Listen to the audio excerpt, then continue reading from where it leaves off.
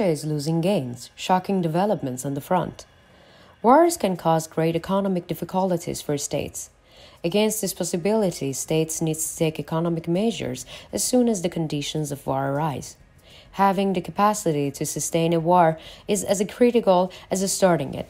If states do not have the capacity to wage a war, they are bound to lose their initial gains.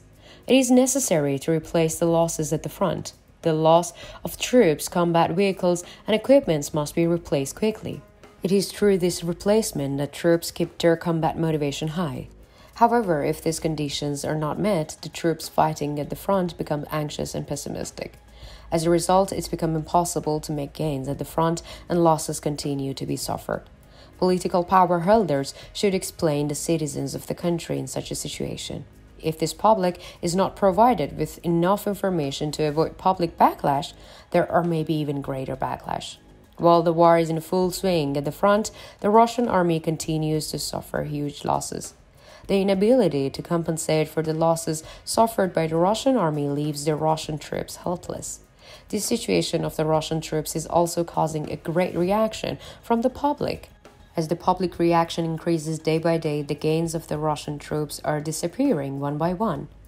The fact that Moscow officials refrain from making statements on the issue caused the reactions to grow. As a result of the latest Ukrainian attack, Russia's losses were announced within a day. Now, if you're ready, let's examine the latest developments together. In its latest statements, the Ukrainian army shared the result of the attack on Russia's main naval base in Crimea. As a result of Ukraine's intense fire attack, 42 artillery systems, 47 unmanned aerial vehicles, and submarines belonging to the Russian army in the Black Sea were destroyed in one day. In the videos shared on the internet, it was understood that the Ukrainian army destroyed a Russian surface ship and a submarine. It was the first submarine to appear after Russia's full-scale invasion of Ukraine. Throughout the war in Ukraine, experts analyzed the state of the war. It is known that artillery and unmanned aerial vehicles were widely used in the war. Unmanned aerial vehicles played a crucial role in the reconnaissance and strike operations of the Ukrainian intelligence. In statements released by the Ukrainian General Staff, Russia's losses since the beginning of the invasion were announced. According to the statements, the Russian army lost 5,994 artillery systems and 4,697 unmanned aerial vehicles during an 18-month war. The artillery systems and drones destroyed by the Ukrainian army have dealt a major blow to the Russian economy and the Russian army. The cruise missiles used by the Ukraine in its attacks on the Russian naval base attract great attention. The cruise missiles used in the attack on the Sevastopol base are thought to be a new technology. In the previous days, Ukrainian officials had announced that the efforts were being made to introduce new technologies to the Ukrainian army. It is known that the Ukrainian army has made great gains, especially in missiles and unmanned aerial vehicles technologies. Ukrainian attacks forced Russian troops in the Black Sea to take precautions. Moscow officials stated that the Russian troops in the Black Sea have taken new measures and made greater preparations against Ukrainian attacks. The missiles used in the attack are thought to have a range of more than 150 miles. The missiles which the Russian air defense could not intercept are considered as an important development for the Ukrainian army. Making statements after the Ukrainian attack, Kremlin officials stated that the attack vehicles will be repaired and will return to their duties.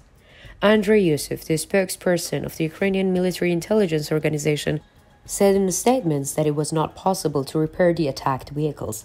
It was stated that Moscow officials made such statements in order to not to draw attention. Andrei Ryzhenko, a retired Ukrainian Navy captain, assessed the Ukrainian attack. He stated that the Ukrainian attack was the biggest attack on Sevastopol since the beginning of the war. Ukrainian Air Force Commander Lieutenant General Mikhailo Olachenko said in a post on social media that he wanted to thank Ukrainian pilots for their excellent combat work. While the war gains for Ukraine continue to grow, things are getting worse for Russia. The increasing losses of the Russian army and the success of the Ukrainian offensive have led the reaction within Russia. Amid reports that Kiev troops are advancing near Andreevka and Klishchivka in the Donetsk region, pro-Russian channels expressed concern about Ukraine's counteroffensive. Numerous posts called for a halt to the Ukrainian offensive. Ukraine's recent gains have provoked a backlash among Russians who support Russian President Vladimir Putin. Criticizing Moscow's official propaganda, Russians are worried about the loss of gains on the front line. Russian social media users have revealed their concerns in their posts. Stating that the front line has collapsed, a Russian military writer said that the Russian troops will soon be forced to withdraw from the Artemovsk region. Reaching to the killing of the Wagner leader Prigozhin, the author said that there was no force to compensate for the losses. Stating that if Bakhmut is lost, there is no Wagner to win him back, users reacted against Moscow. It is considered unlikely that Russia will declare a new mobilization as if it's approaching the election period. Russia is reportedly looking for ways to increase its gains at the front without declaring mobilization.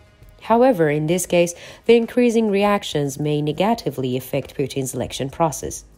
Vladimir Putin is trying to strategically use the means at its disposal to be re-elected. It is stated that it is making strategic moves to find a way out of the situation Russia is in. Russian President Vladimir Putin's meeting with the North Korean leader is believed to have been for this purpose.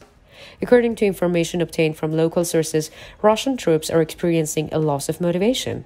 It is understood that the desire to fight has decreased and the troops have lost motivation.